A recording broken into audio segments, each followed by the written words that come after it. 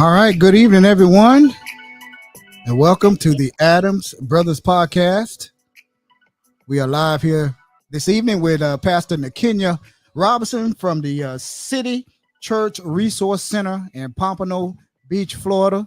We'd like to welcome Pastor Nakenya Robinson back for the second time to the Adams Brothers Podcast. Welcome, Pastor Robinson. Thank you so much. Thank you so much. But I first want to say thank you for having me. And I thank you so much for your giving to the City Church Resource Center year after year after year after year. And I appreciate you and thank you. Well, you're very welcome. You're very welcome. And like we were talking off camera just now, matter of fact, let's exactly introduce you. We'd like for you to introduce yourself. Nobody can introduce yourself like you. So go ahead and introduce yourself, and then we'll go and get on down into the questions. So you have the floor. My name is Nakenya Robinson. Some say pastor, some say the little young preacher girl. I'm not into titles, but I am into footwork. Okay, I am a servant of the Most High. That again. I am a human being. You hear me? I am a regular individual that loves God's people. So just Nakenya will be fine. Just Nakenya. I have a habit of calling you Pastor Robinson, and it's just out of respect. You know what I'm saying? I know. Every time I call you, I say Pastor Robinson. You know, Pastor Robinson, and I got to get used to just calling you Nakenya, but I can do that. I can do that. She's full of energy. I know that much. Full of energy, man. Always on the go, helping the community, helping the people. Absolutely. Like she said, she's Nakenya Robinson from the City Church Resource Center in Pompano Beach there. And like we were talking off air, man, we just love the work that you are doing in the community. We wish more pastors would do what you're doing in Pompano and Stuart, in Jacksonville, Margate. I mean, I know I'm probably leaving out some cities, but man, we just wish more pastors, not to say that a lot of pastors aren't doing it, but we need more pastors to be doing exactly what you are doing around here in Pompano Beach around here. I mean, you could go down to the City Resource Center and get a pair of pants and a shirt and shoes every single day of the week. So, Pastor, see, I'm so used to this, Pastor Nakenya. Go ahead and tell them about what you all do down at the City Church Resource Center in Pompano. Man, the City Church Resource Center in Pompano, it started about 15 years ago, I believe. And I want to say this, that I am so excited that the City Church Resource Center has been stable for 15 years in the same location. I started out in my garage, and then we actually went over there, and I just was basically what took place was I was an armor bearer for another pastor, and that pastor, it wasn't it wasn't finances. It was hard for them inside the church because right there in that area, you deal with the lowest. I counted the offering. The offering was $7 on the Sunday, $6 on the Sunday, and this man was going through. He was going through financially, and he basically said he didn't want to be there anymore. He was going back to his home church, and I heard a voice, and the voice told me to stand. And I said, who you talking to? Because you're not talking to me. I'm not standing, And at that point, I just left the church open. And I just had it open for intercessory prayer. That's it. I didn't know how to preach. I wasn't even into the word like that. And I just left it open for intercessory prayer. And I just started going. I know how to pray because Mama used to make us pray. We get on our knees and call on the name of Jesus, and stay down and don't, you got to say it. Keep saying it, keep saying it. So that's all I was teaching the people how to do, call on the name of Jesus. And, strange things started coming about, different languages and the presence of the Lord and just certain things. And when I say the Lord is my shepherd, I meant what I said. The Lord is my shepherd because he taught me everything in ministry. It wasn't man, it was the Lord is my shepherd. Because remember, I was the little crazy little girl that stood up and said she wanted to be a took over a church full of rats. Remember, it was me. But then it turned out to be the little big-eyed little girl who bought the whole building. It was still me. So things just begun to grow, and just God, just his hand, his presence, everything he sealed it. He marked us, and he always said that these are some special people. So it was a bunch of young people in one building that was saying job for Job. We got laughed at because when we read the Bible, we saying job, not even Job. So we was mocked, we was laughed at because we didn't know what we was doing and how we was doing, and all we knew that we loved the Lord, and we didn't want to be out on the street selling dope. We was tired of laying with Peter and Paul, and we was tired of doing certain stuff that was nasty, that we felt that was nasty and it wasn't right.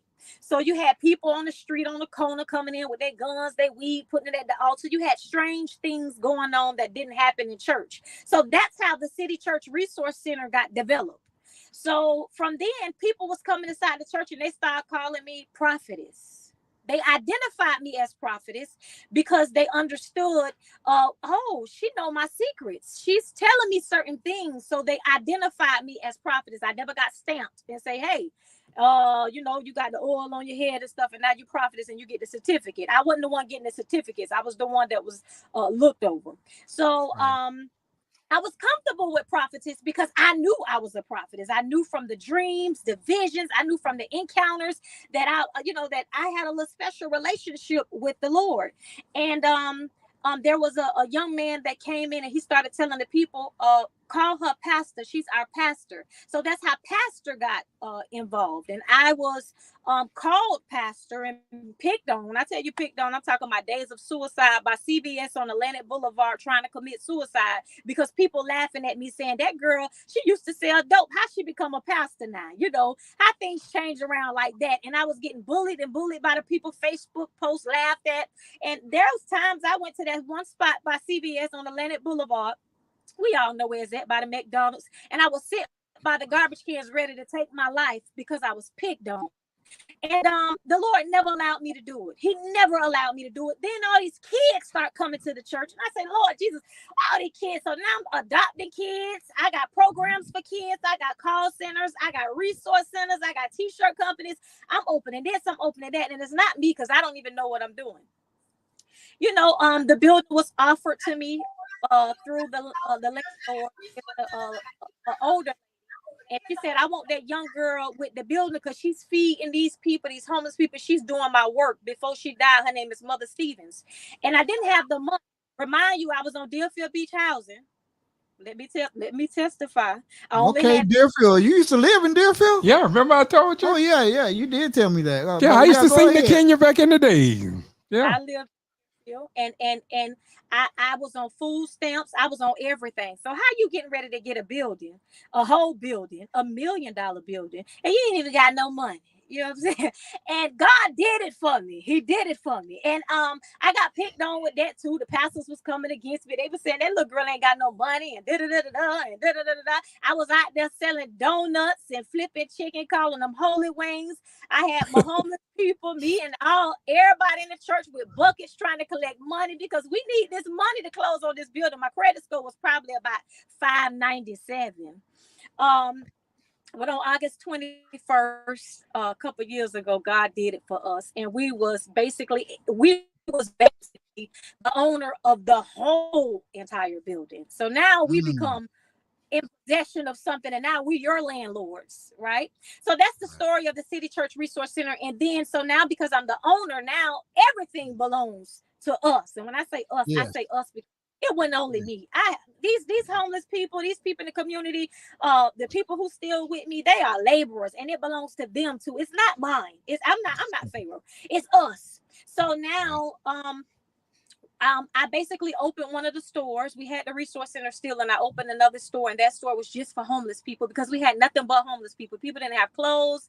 They would go to job interviews. They would stink. They can't put on clothes. People would judge you. And so the store just started taking off, and it was just for homeless people. And whatever they give to us, we just take it. It don't matter if they want a shirt, pants, and they have 50 cents. They'll put in the 50 cents. They don't have nothing, they get it. And doors just started opening and I started going through financially. I was going through financially for disobedience. It would nothing would do with God. I started touching stuff I ain't had no business touching. Can we tell the truth now? Well, and I just was doing some stuff and it was out of the will of God. It was out of the will of God.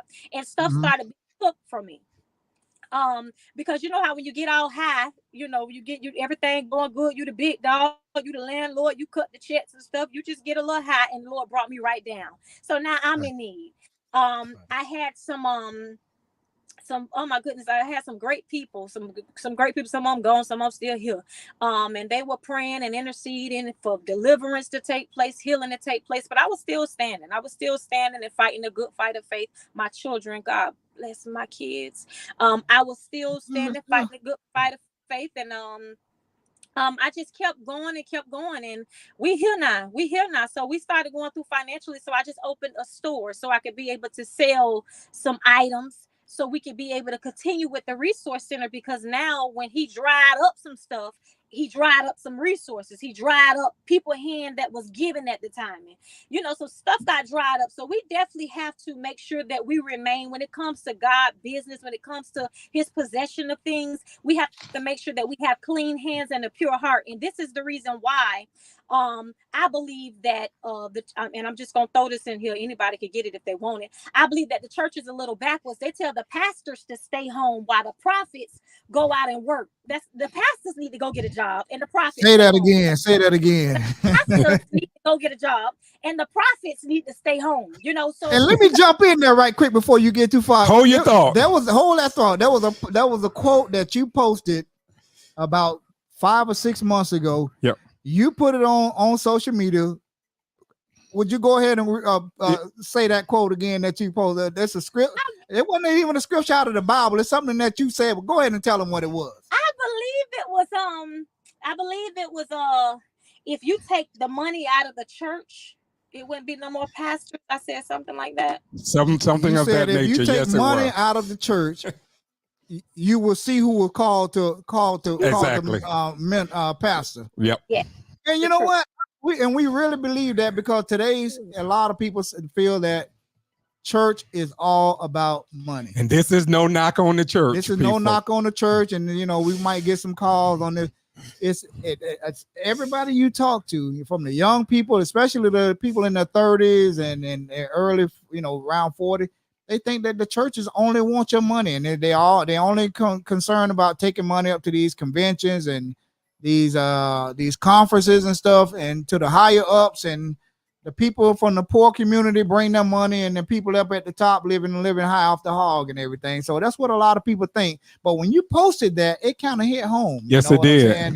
Because a lot of people think that way. Take the money out of church and you'll see who's called the minister. They just don't say it. They're afraid to say what we're saying right now. Right. And I'm a truth teller, and I tell the people, the fruit is what I look at. I look at the fruit for a lot of stuff, even when it comes to leaders, and even for myself, because I fell short in ministry several times, and I thank God that I'm able to be accountable. And I just was talking about stuff what I fell short with, and that's what we have to do, because people can't. I tell myself all the time, if I never see you on your knees at that altar when it's time to give our life to Christ, or pray, or if I don't never see the pastor going up for prayer on the altararian, you can't lead me. You can't lead me. Because something we get to a place where leaders get to a place where, like, we can't. I'm not saying sit in shame, but I'm saying tell the truth. The Bible says that we overcome by each other's testimony. And the testimony should hit leadership first. Somebody needs to hear that Nakenya struggled, that I got into even if you don't want to openly disclose what all your business is, because people messy. People messy, but there's people that really need to be delivered to understand that leaders fall short. True leaders will tell the truth, and they will be honest. Like, people respect that. People respect honesty, because if you never went through nothing, like, you ain't going through no trial, no tribulation, no hard times. Like, I can't even look up to you. Do you think the churches today they're delivering souls, or is it all about a lot more about the finances? I think the church today is medication. I think it's just medication. I think true deliver. I'm not going to say all churches. Not all churches. Yes. No, I think it's a form of medication. It's when I go to church and you give me a word, a prophecy, and it could be an accurate word.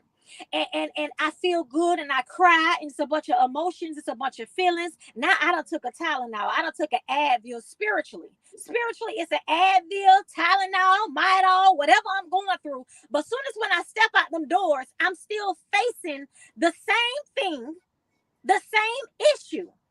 And I think that's the problem, that we have to. I tell people this in ministry.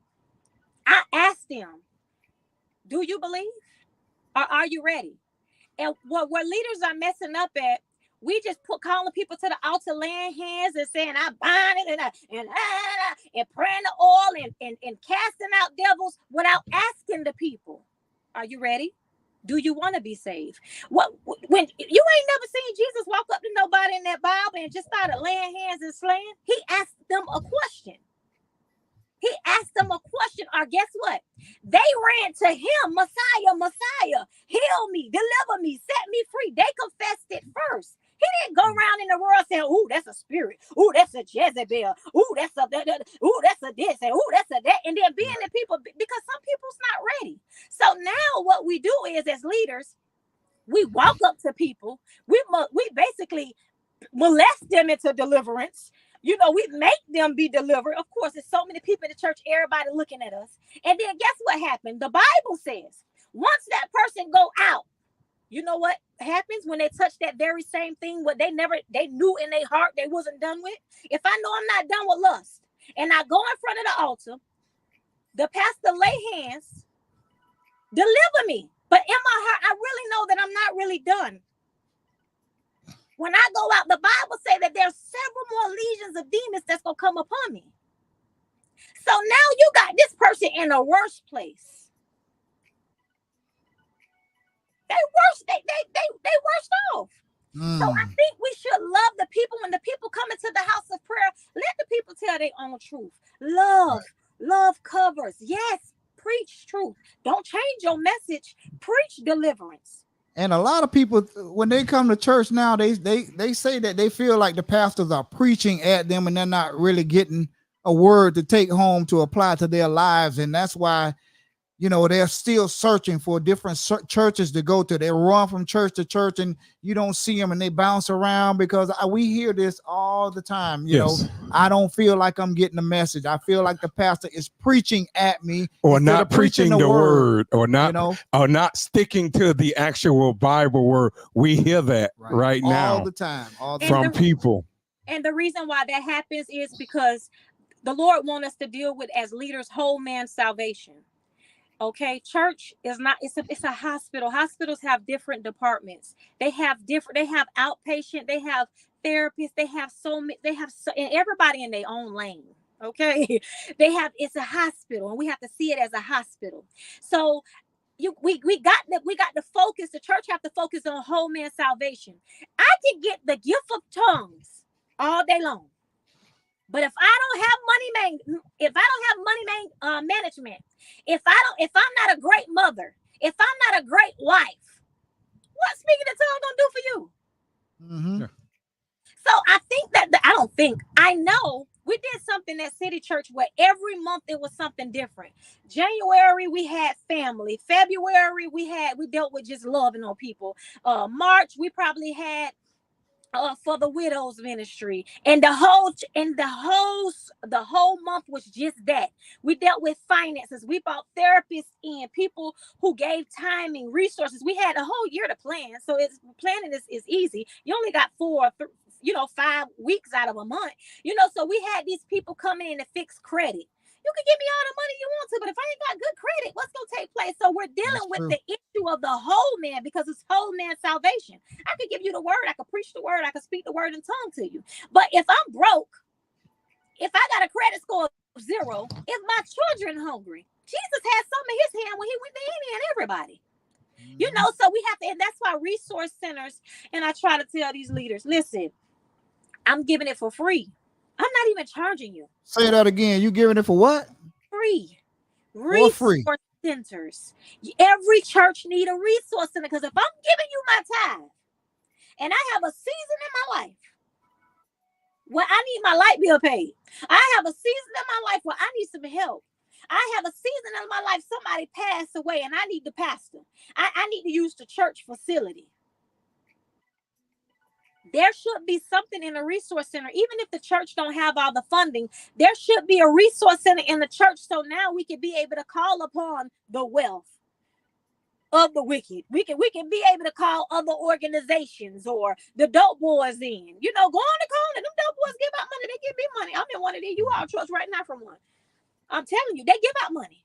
Do you think we need more pastors that's visible out in the community? Because and I'm not saying that there's a lot of pastors that aren't. They're out there in the community, but do you think that they need more pastors that need to be more highly visible out in the community and doing more community work like you?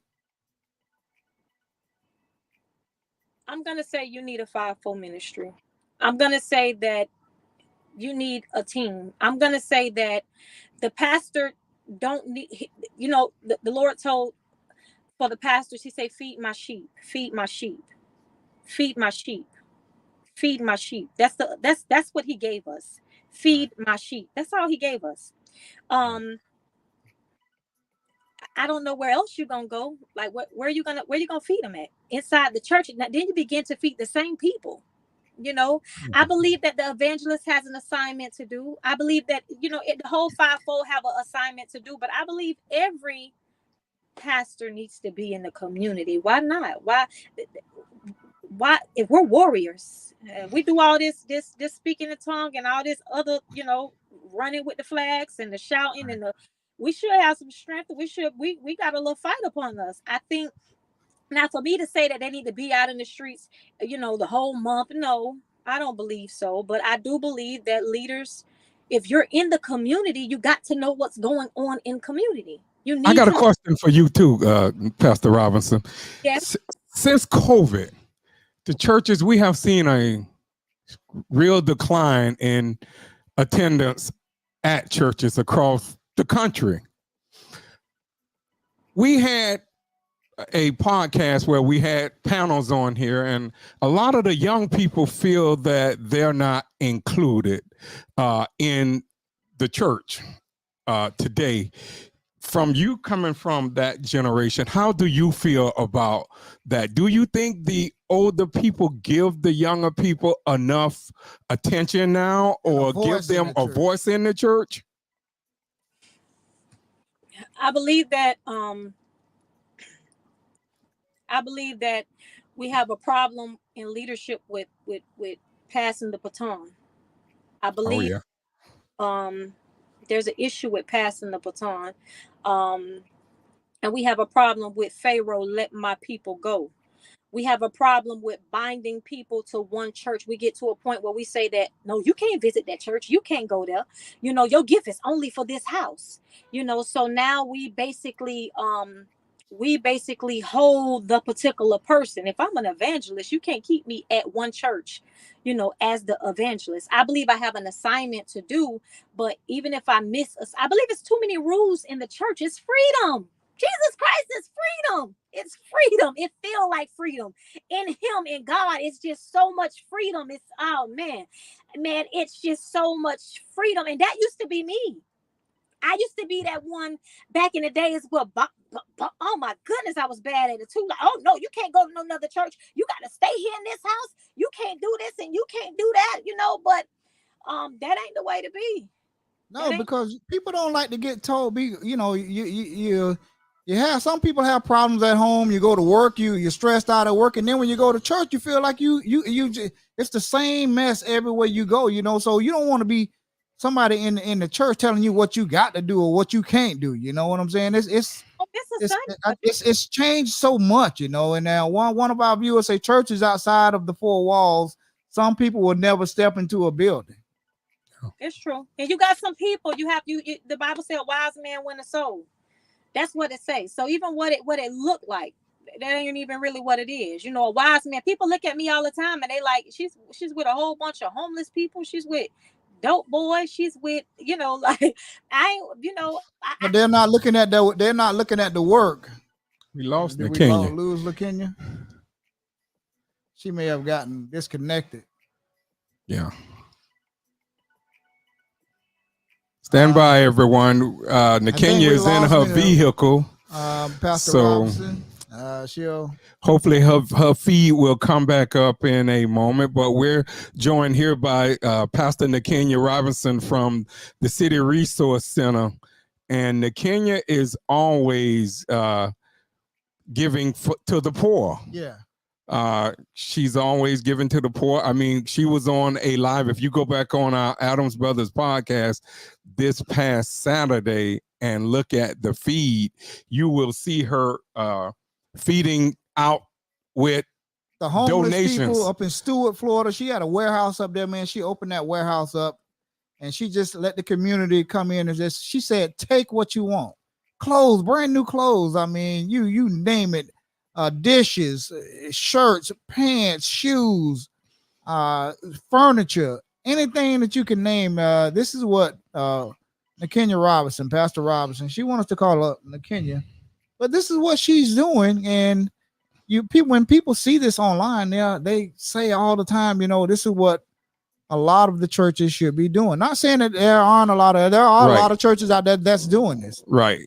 There are a lot of churches out there that's doing this, but I think the Pastor Robinson may try and rejoin us here. Okay, look like there she go there. Here she is. So let's bring Pastor Robinson back onto the stage. I think she got disconnected there. Hey, Pastor Robinson, you back? They done booted me off. It's all right. That's just the devil trying to kick you off for telling the truth on here. That's all. But like I say, I forgot what we were saying. Well, we were just talking about how we jumped over when we lost you for a moment, and just talking about your commitment to giving to the poor. I mean, to clothing and feeding the poor. And Daryl was just saying, we're not saying that a lot of churches and pastors don't do it, but we know what we see. Now, a lot of people might be behind the scenes, because I know a lot of pastors always say they don't have to advertise, but I see what you do. I saw what you were doing Saturday on your live. You were telling people to come, and whatever that money that they have, you were gonna make your own price. Yeah. That's very honorable to do that. She would say, make your own price. Whatever you think that's worth, that's what I'll take. She didn't put a price on it and say this is $50 or $100 or $25. She said, whatever I heard her say it, whatever you think this is worth, you give it to me and as a donation, and that's what we'll take. And that always catches our eye. Besides your spiritual guidance, we see your community commitment. I mean, we've been at town hall meetings where we heard Mr. Phillips, Mr. Ed, and his wife speak highly of you here just about 2-3 months ago. They spoke very highly of you, telling the sheriff and telling the commissioners of Pompano that you had started a program and they don't know why the program have ended. So like I say, I know what we see with you. I know we see a young person that's out there. I have to say this, and please, I say it all the time. And I stop people, and it's nothing of what you said, but I'm going to say this. It is not me. When I tell you God has me some amazing people, listen, I have the food pantry where the people eat at. There's a gentleman who put a roof on the roof right there at the resource center at the 708 building. His name is Melvin. His wife's name is Lisa. I couldn't even close on the building without a roof. I didn't even know them. And they can testify. I was running, because I be running from people when people want to meet with me. I run. But they put a whole brand new roof on there. And when I tell you that food program, all of that food, I don't buy that food. They buy that food. They cook that food fresh in front of them people. They love on the people. And then somebody else came in, and it was Jazz and Marquise, and they was coming. They serve food. And I'm talking about these people. They're consistent. I don't have to be there. I don't have to say, hey, are you cooking today? They just show up and come. Just like you guys. All of our men. And these men love to be clean. Like, they love the homeless people. They love to dress. That's one thing about them. They love to dress. So they'll put on a whole suit, and it be so hot out the door, and that's not the first time that y'all done gave. Y'all been giving since I don't even remember where I met you guys from, but I just know y'all always call and be like, hey, I'm coming to drop off this. You there? So It's the people. When I tell you, I thank God for the community, not only of Pompano, because there's so many people. So I can't say, there's been times I've been weary. There's been times, even when with Melvin and Lisa, his wife Lisa, I was to a point where the resource center was struggling so bad, like I had to lift my hands up, and I was like, I had to open the store because it was like it was the last breath of the resource center. Right now, we're still trying to get our floors down. We're trying to get the paint on the walls. Like, it's still a lot of stuff that has to be done, and financially it just been a struggle. It's been a struggle for me. I got a phone call today and say, hey, somebody want community service hours. He's a contractor. He got a DUI. He want to sew. And do you have painting or something for him to do? It's like last minute things. We had our grand opening already. I was so embarrassed. That was just last week, two weeks ago, when we gave away about $10,000 worth of brand new product. I was so embarrassed because if you pay attention on the videos, the door did not open to the resource center. I was so embarrassed. I was like really embarrassed in the tears. My head was down because I'm like, what if the people want to say, I want to go in the inside, and the inside is not done? Right. We still need the flooring done, and we still need the paint. But I have good people. I have good people that see, and a lot of people are going through right now financially. And what kind of help can we help you with down there? Or do you need you need helpers, you need workers, you need people to come there and help you, at the center when you opening up to help distribute. Do you distribute the goods and everything you have besides donations? Your donations, what else do you need? Because our viewers see something. Somebody probably can help somewhere. With the resource center, if you ever been to Career Source Broward, or it's something called Workforce One, that they have in different communities, that's what the City Resource Center is. You can walk in, you could come in, you can do applications. We're going to have job development where people actually can hire. You can actually get a job where we pay good money. You can actually work at one of our facilities. We'll drive them up. We pick up. I hire a lot of homeless people. I love to hire homeless people. So it's not like, I don't want no regular person or nothing like that. But it's just something that I like to do because I really like to help people become self-sufficient. I like to see somebody who have $0 and now they have an apartment. So when it comes to, that's who I like to hire. But there's other jobs that come through us and say, hey, Kenya, you have Miguel Cruz and his wife. She actually always look for people for FedEx, UPS. So we're going to have all that there. We have our food stamp applications. We have our light heat applications. The city of Pompano took my grant, because I was a Go Ed Phillips person, and then somebody else got in the chair and they moved me out of the way. Politics. Yep.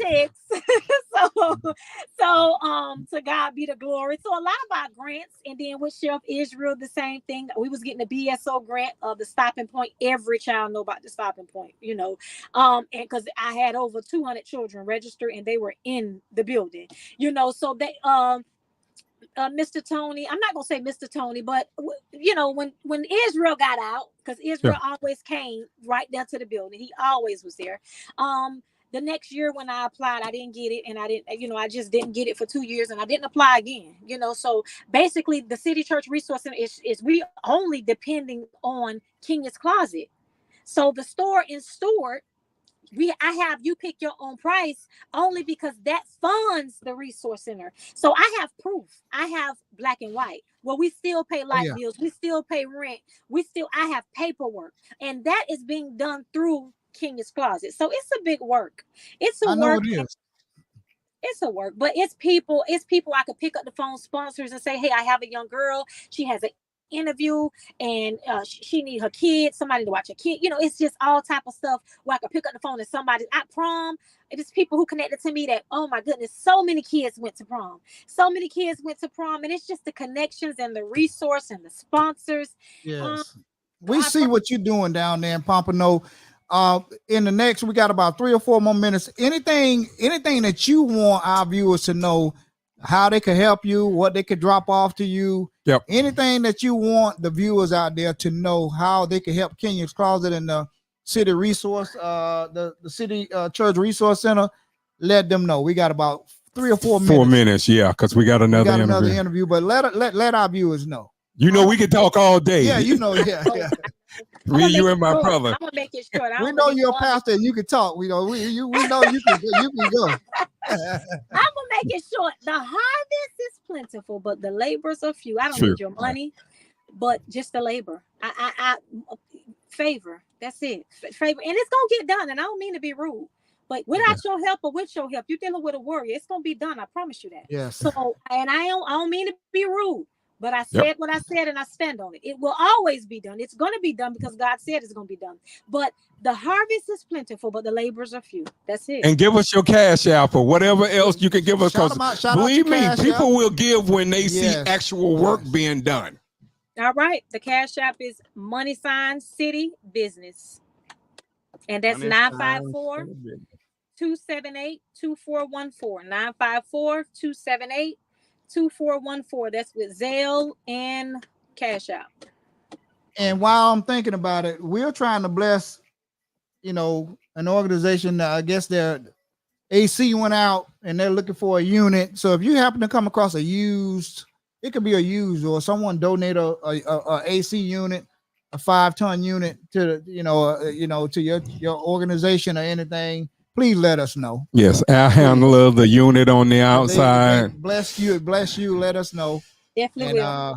And we could and I believe one of these watchers, they're gonna be reaching out. Oh yes. Today. The air handler of 5-ton. If you could if someone out there is watching, and Kenya's Closet, she does some real outstanding work in the community. If someone out there can bless Kenya's Closet with the 5-ton unit, the air handler, and the compressor, please do. And we're gonna pass that blessing. Can you give us your number again? Someone in the chat asked for Demetrius Givens. Asked for the number again in the chat.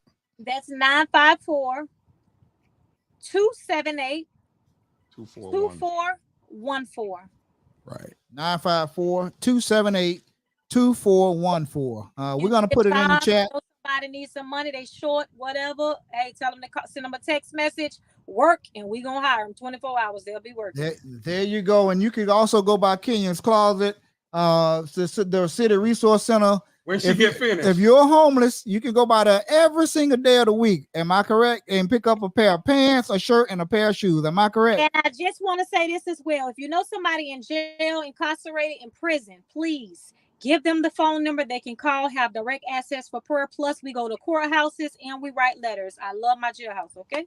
Man, that's big. That's huge. That's astronomical, man. There you have it from Miss Nakenya Robinson. It's always a pleasure to have her on our Adams Brothers podcast. She brings that positive energy and that energy that have you want to have church when you get off the podcast. If you ever met her in person, man, she's her aura and her presence, man, is just contagious, man. So you gotta meet Nakenya. If you don't know her, she just shouted out her information. Give them the address before we let you go to the City Resource Center in Pompano. It's 708 Hammondville Road, Pompano Beach, Florida, 33060, right next to Freeman. God bless the dead. Right next to Snapper's Chicken, across from the corner store. The weed, y'all right there. 708 Hammondville Road, in Pompano. Everybody knows what Hammondville Road is. Everybody knows what Snappers. And if you from Deerfield, Pompano, Lauderdale, you know what Freeman Funeral Home is. That's right. She's right there, and she need helpers. If you know how to paint, if you can lay some tile, got clothes, anything. If you need clothes, man, or you need every day, you can go by there and pick up a pair of shoes, a shirt. If you need to take a shower or anything, she got you, right? Yes, she's for the community. Trust me when I tell you that. Yeah. Huge. Okay, I want to call you Pastor Nakenya Robinson so bad, but I'm just gonna call you Nakenya Robinson. Thank you so much. And I want to say one thing too. When we do our next, while the church is empty, we want you on there. We want you on our panel. Would you? We want you to accept right now. We're gonna do it. We would like to have you on there. Yeah. Yes, sir. I'm coming. All right. Okay, we want to have you represent for the young people. We can always depend on Pastor Robinson here, man. Thank you, Nakenya Robinson, for joining us. We will be in touch. God bless you, and keep on doing all that. We love you. Community work that you're doing. God is really gonna bless you. I promise you.